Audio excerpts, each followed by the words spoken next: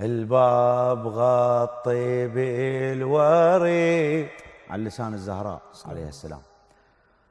الباب غطي بالوريد يا فضة بسكوت، يا فضة بسكوت، لو شاف آثار الحريق خافن علي يموت، الله الله، خافن علي يموت.